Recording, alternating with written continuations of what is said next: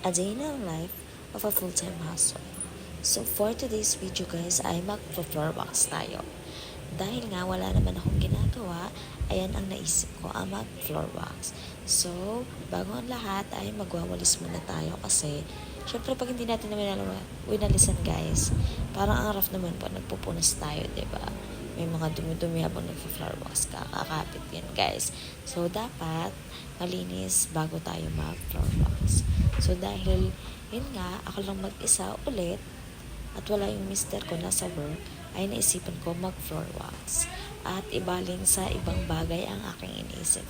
Kasi guys, noong nakaraang araw nga guys ay ina-acid ako. So, kasunod nun ay ina-anxiety ako. Andiyan yung ang dami-dami kong iniisip, ganito, ganyan. Tapos, namamanhid yung kamay at paa ko. Namamawis na nang lalamig. Tapos, hinahapo ako guys. Yun yung pinakaayaw ko pag natakal ako ng acid. Yung hinahapo ako. So, noon, hindi ko kasi na-videohan guys. Kasi syempre, hindi ko na alam. Hindi ako makapag-focus sa bagay. Dahil, yun nga yung iniisip ko. Nagpa-check up kami ni Mr. kahapon. So, ayan. In the next video ko na lang guys kung ano yung mga binigay sa akin na reseta ni Doc. At babalik pa naman ako after 1 week ko mag-take ng mga binigay niyang gamot. So, yan. Fast forward guys. Yan.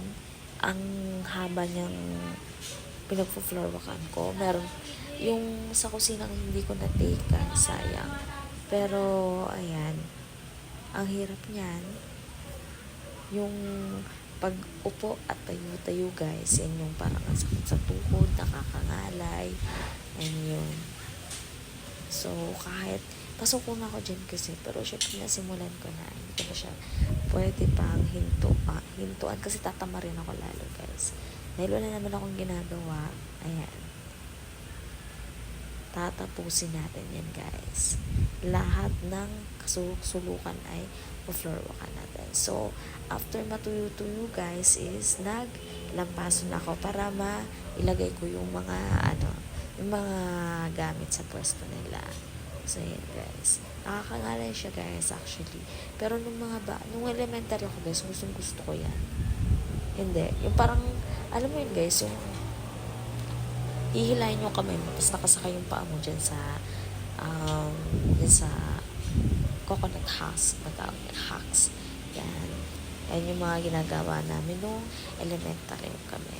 Ngayon, nakakatamad mag-ganyan guys. Sa una lang siya. Ang iniisip ko, makapag-exercise lang ako. So, yan. Yan yung ginawa ko. Lampaso lang tayo guys. So, yan. Mahaba-haba yan guys. Maglampaso tayo, maglampaso. Kaya ako nagvo-voice over guys kasi hindi siya pwedeng hindi i-mute o may sounds kasi nagpapatugtog kasi ako guys. Kaya sino pa dito yung, ako lang ba yung naglilinis na habang naglilinis is gusto may tugtog. Syempre diba sa inyo meron gusto magpatugtog habang naglilinis kasi nakakagana siya guys ng gawaing bahay. Ayan. So yan. Pagkatapos natin mag-floor wax at mag-lampaso, wawalisan natin ulit to make sure na walang mga nakadikit na dumi na mga galing na pinaglampasuan at pinag-floor wax natin. So, yan guys. Binalik ko na sa dating pwesto yung mga gamit. Yan, pati yung lamesa. So, bago yan is, yung pwesto ng lamesa is lalampasuhan muna natin guys.